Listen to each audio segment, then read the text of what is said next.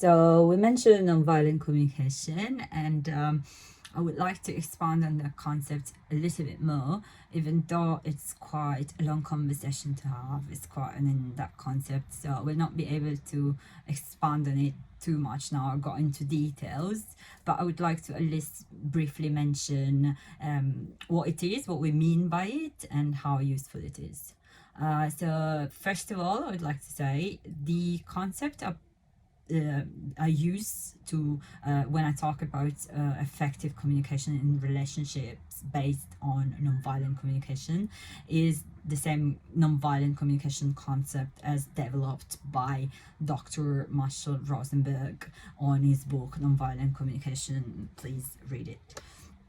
Anyway, let's get into it. Nonviolent communication process has got 4 components, which are observation, identifying our feelings, identifying our needs, and making a clear request. I would like to look at these one by one by using an example.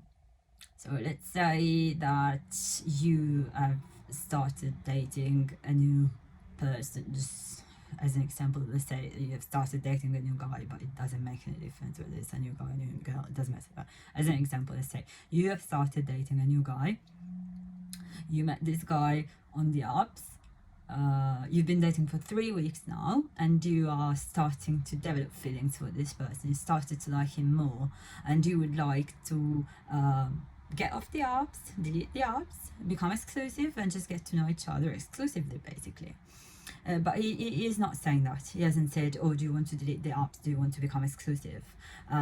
So you getting frustrated, and maybe one day you say something like, after 3 weeks being still on the apps is disgusting. I feel so disrespected. I wish you cared about my feelings. Now, this is not nonviolent communication. You are communicating something that you are not happy with, but you're not doing it in an effective way. You are doing it in a very confusing way, and it takes us back exactly to what we were talking about before regarding the power of mind reading.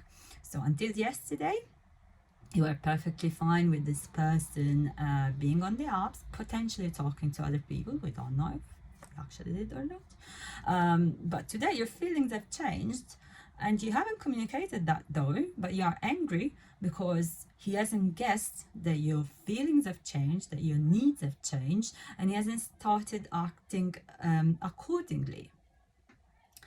So what we were saying about the power of mind reading, we need to communicate our needs. It's exactly the same concept as nonviolent communication. We always communicate our needs in a clear way.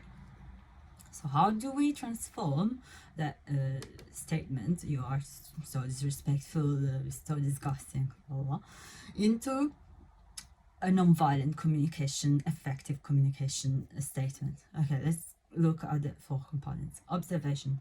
What does it mean? Well, we observe reality. We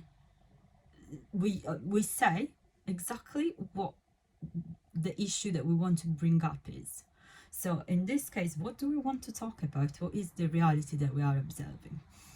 Probably it is that we've been dating for 3 weeks, and I've started to like you more.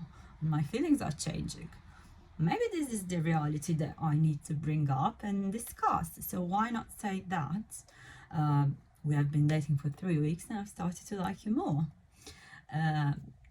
Second component, identify our feelings. How do we feel? Well, it depends. Maybe we feel simply optimistic about progressing this relationship to the next stage. So we could say that.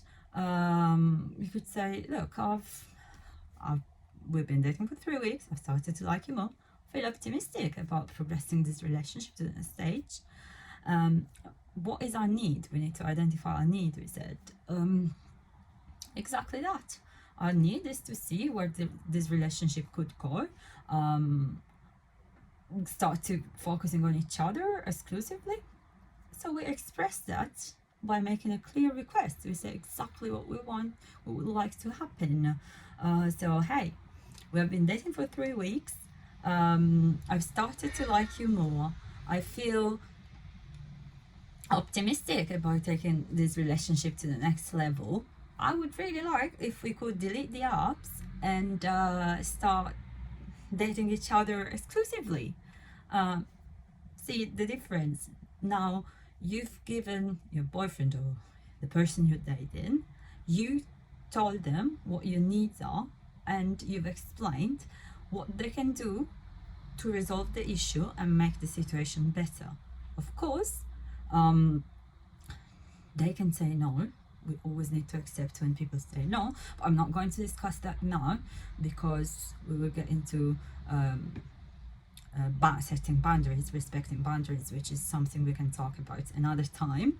But for now, the thing I would like you to remember is that it is very important to express your needs all the times, but also to express them in the healthiest possible way.